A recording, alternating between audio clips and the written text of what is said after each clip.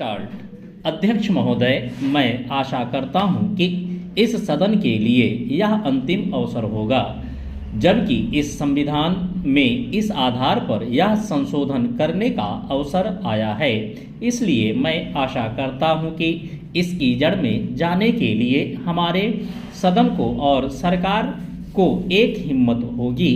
हिम्मत की बात मैं इसलिए कह रहा हूं कि हम में से अधिकांश लोग इसी समाज में आते हैं और हम जानते हैं कि जिनके हाथ में संपत्ति है उन्हीं के द्वारा यह अछूत और छूत का रोग फैला हुआ है। यह वर्णाश्रम धर्म नहीं है, हमारे यहाँ यह धनाश्रम धर्म है, संपत्ति पर आधारित है। और इसके लिए मैं इतनी ही आशा कर लेता हूँ कि आज अभी जो देश के विभिन्न भागों में जमीन कुछ हाथों में केंद्रित है, जब तक जमीन के एकाधिकार को हम नहीं तोड़ सकेंगे, जो कुछ लोग सैकड़ों और हजारों एकड़ रखे हुए हैं, जिनमें अधिकांश सदस्य भी इस सदन में सम्मिलित हैं, तब तक यह समस्या हल नहीं होगी।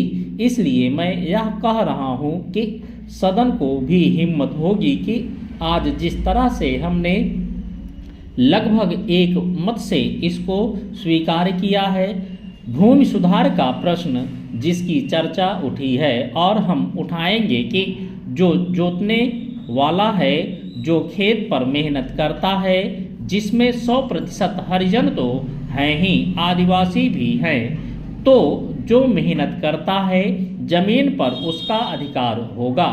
सदन को यह हिम्मत होगी कि वह इस चीज को करे।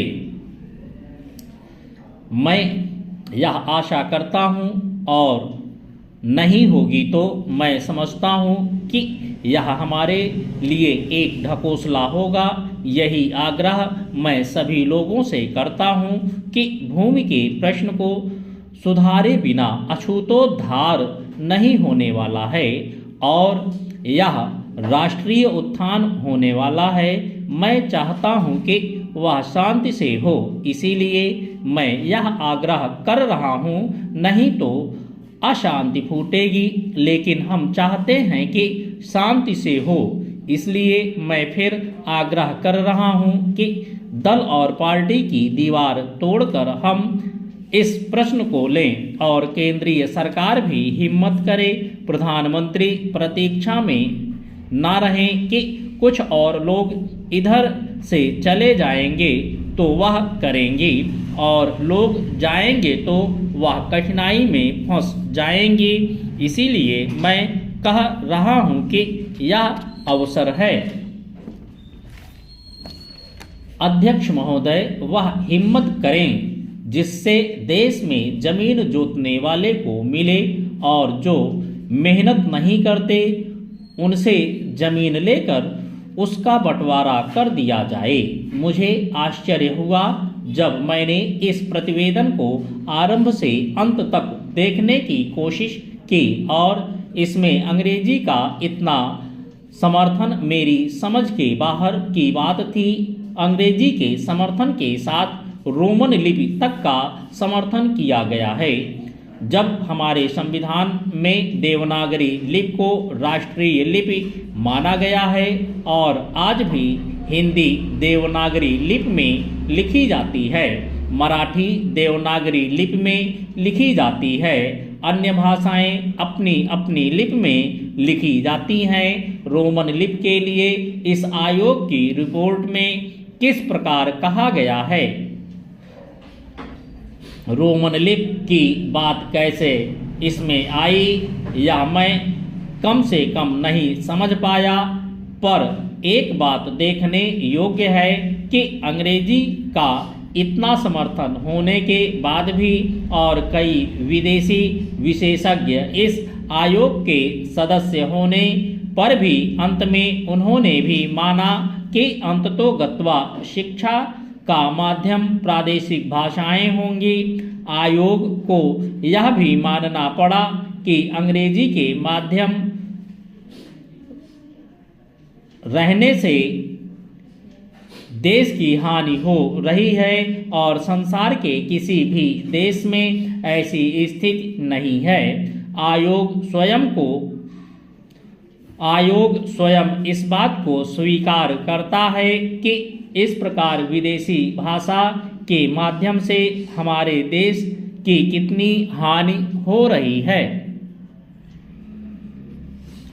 मैं त्रिसूत्रीय भाषा फार्मूले का समर्थक हूँ। हिंदी साहित्य सम्मेलन, जो हिंदी की सर्वमान्य संस्था है जिसका इस समय मैं अध्यक्ष हूँ, उस सम्मेलन ने भी त्रिभाषा फार्मूले को स्वीकार किया। यद्यपि हम यह उचित समझते थे कि द्विभाषा फार्मूला रहता, एक मातृभाषा और दूसरी राष्ट्रभाषा, लेकिन हमें इस बात का भय था कि यदि द्विभाषा फार्मूला रहेगा तो मातृभाषा और अंग्रेजी रहेगी।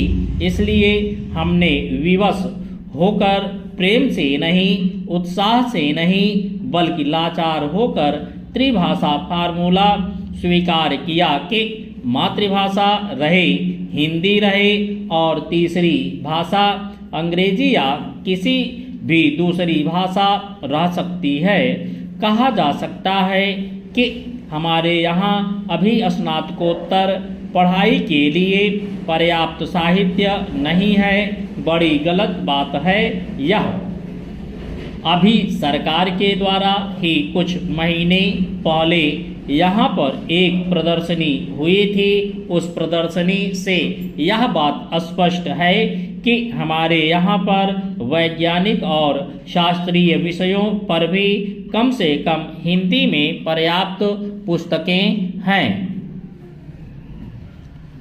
महोदय, हमारे यहाँ अशांति क्यों होती रहती है? इसलिए नहीं कि पुलिस वालों की संख्या बहुत कम है। अशांति इसलिए होती रहती है कि समाज में ऊंच नीच और लोग अनुभव करते हैं कि उन्हें न्याय नहीं मिल रहा है। कानून और व्यवस्था की समस्या केवल भारत में ही नहीं है। मैं आपसे अमेरिका की ओर देखने को कहूँगी। मैं कहूँगी कि आप अन्य अनेक विकसित देशों की ओर निगाह डालें, जहाँ ना पैसे की कमी है, ना रोजगार की, ना दुनिया के सुख साधनों की। मैं आपको विश्वास दिला सकती हूँ कि एक अकेली स्त्री जितने सुरक्षित भाव से कोलकाता या दिल्ली की सड़कों से गुजर जाती है, उतनी उन देशों के अनेक शहरों से नहीं गुजर सकती। गुजरात को क्या सहायता दी गई? क्या आपने इसके आंकड़े देखने का कष्ट किया है?